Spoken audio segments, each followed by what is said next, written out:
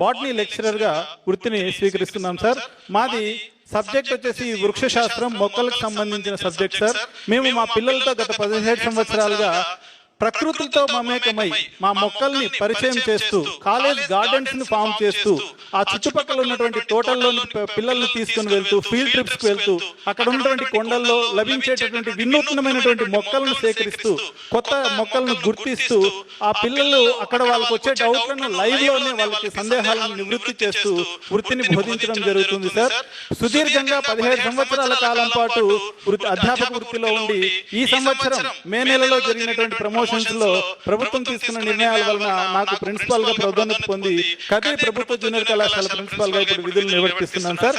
ఇందులో ఎదురైనటువంటి ఆటంకాలను ప్రభుత్వం చాలా చాకచక్యంగా నిర్వర్తించినందుకు ప్రత్యేకమైనటువంటి ధన్యవాదాలు ముఖ్యమంత్రి గారికి మరియు విద్యాశాఖ మంత్రి గారికి తెలియజేసుకుంటున్నాను సార్. నేను ఇక్కడికి రావడానికి ముఖ్య ఉద్దేశము ఈ గత సంవత్సర కాలంలో ఇంటర్మీడియట్ విద్యలో వచ్చినటువంటి వినూత్నమైనటువంటి విద్యా సంస్కరణల గురించి, దానివల్ల పొందినటువంటి ఫలితాల గురించి కొన్ని మీతో పంచుకోవడానికి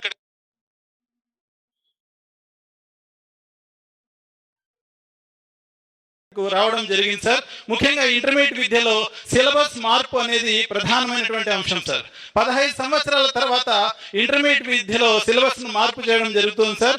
ఎన్సీఆర్టీ నిబంధనలకు అనుగుణంగా కాంపిటేటివ్ ఎగ్జామినేషన్స్ లో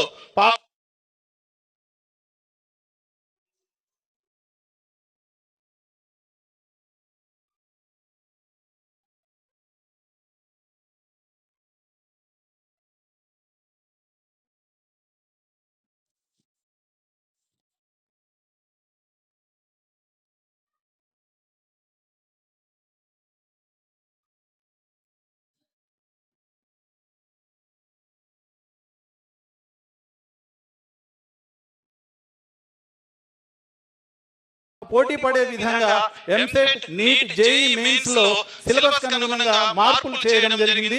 దీనిలో భాగంగా సర్వేపల్లి రాధాకృష్ణ విద్యామిత్ర పథకంలో మన కళాశాల విద్యార్థులందరికీ కూడా ఉచిత పాఠ్య పుస్తకాలను, నోట్ పుస్తకాలను, రికార్డులను మరియు కాంపిటేటివ్ ఎగ్జామ్ మెటీరియల్స్ కూడా మనం ప్రభుత్వం తరఫున ఉచితంగా అందజేయడం వల్ల ప్రభుత్వ విద్యార్థులందరూ కూడా ఉన్నతమైనటువంటి ర్యాంకులు సాధించే విధంగా మేము కృషి చేయగలుగుతున్నాం సార్. అట్లాగే మనకు విద్యాశక్తి పథకం ద్వారా మనకు కాంపిటేటివ్ ఎగ్జామినేషన్ సంబంధించినటువంటి స్పెషల్ కోచింగ్స్ కూడా ప్రభుత్వ జూనియర్ కళాశాలలో ఇంప్లిమెంట్ చేయడం జరిగింది సార్. దీని ఫలితంగా వారాంత పరీక్షలను కూడా ప్రతి వారం మేము నిర్వహించుకోవడం జరుగుతుంది సార్. దీనిని ఆన్లైన్ స్ట్రీమింగ్ ద్వారానే మన బిఐఈ లాగిన్ ద్వారానే పిల్లలకు కేటాయించడం ద్వారా వారు ఆ పరీక్షలను రాసి ప్రతి వారం రాసి వారి స్థాయిని నిర్ణయించుకుంటూ చేయడం జరిగింది సార్. అదేవిధంగా గత సంవత్సరం మనం సంకల్పన అనేటటువంటి 100 రోజుల ప్రోగ్రామ్ ని ఏర్పాటు చేసుకోవడం జరిగింది సార్.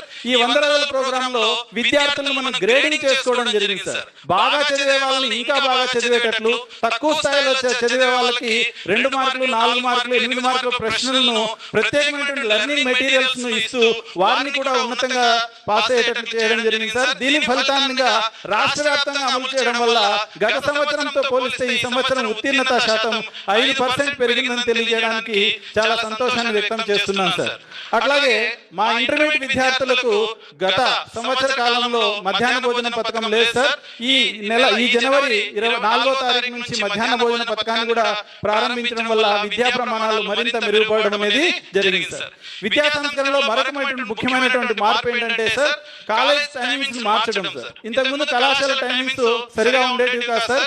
ఇటువైపు 9 to 5 చేర్చడం వల్ల గ్రామీణ ప్రాంత విద్యార్థులకు మరొక గంట పెరగడం అనేది అవకాశంగా తీసుకోవడం జరిగింది సార్. మధ్యాహ్నం 3 గంటల నుంచి 5 గంటల వరకు రెమెడియల్ క్లాసెస్ నిర్వహించడం, స్పెషల్ గా కాంపిటేటివ్ ఎగ్జామినేషన్స్ కు ప్రత్యేకమైనటువంటి తరగతులు నిర్వహించడం వలన విద్యార్థుల అవకాశాన్ని అందిపుచ్చుకొని ఎంసెట్ నీటిలో ఉన్నతమైనటువంటి ర్యాంకులను కూడా సాధించడం జరిగింది సార్. నేను కొత్తచేరు జూనియర్ కళాశాలలో ఎఫ్ఎస్సి ప్రిన్సిపాల్ గా పనిచేస్తున్నప్పుడు అక్కడ తల్లిదండ్రులందరితోనూ మమేకమయ్యేసి కళాశాల ప్రాంగణంలో 200 ప్రత్యేకమైనటువంటి మొక్కలను గుర్తించి ఆ మొక్కలను అక్కడ చేర్చి ఒక చిన్నపాటి వనాన్ని ఏర్పాటు చేయడం జరిగింది సార్. దీనికి కలెక్టర్ గారు కూడా అభినందించడం జరిగింది సార్. అట్లాగే మనకు ఆ తల్లిదండ్రులతో పాటు కలిసి మెగా పీటీఎం కూడా నిర్వర్తించడం జరిగింది సార్. మేము లోకల్ గా ఉన్నటువంటి ఫండ్స్ ని CSR ఫండ్స్ అక్కడ పారిశ్రామికంగా కియా బాగా అభివృద్ధి చెందుతుంది సార్. వాళ్ళని మేము సంప్రదించడం జరిగింది సార్. ఆ కియా వాళ్ళు మాకు మా కళాశాలకు 25 లక్షల రూపాయలతో ఒక కంప్యూటర్ ల్యాబ్ ని 25 కంప్యూటర్లను అందించడం జరిగింది సార్. ఒక పెద్ద ఆడిటోరియం కూడా అక్కడ ఏర్పాటు చేయడం జరిగింది సార్. అంతే పారదర్శకంగా ఈ సంవత్సరం మాకు ఈ యొక్క ఉత్తమ ఉపాధ్యాయ అవార్డులు చేసి మమ్మల్ని గుర్తించినందుకు ప్రత్యేకంగా మా ముఖ్యమంత్రి వర్యులకి మా విద్యాశాఖ మంత్రులకి ప్రత్యేకమైన ధన్యవాదాలు తెలియజేసుకుంటున్నాను. కంగ్రాచులేషన్స్ మీకు. Thank you very much. తదుపరి టెక్నికల్ ఎడ్యుకేషన్ డిపార్ట్మెంట్ నుంచి డాక్టర్ యశ్వంత్ గారిని స్టేజ్ మీదకి ఇన్వైట్ చేస్తున్నాము. దయచేసి 2 నిమిషాలు మాట్లాడవలసిందిగా విన్నవించుకుంటున్నాం.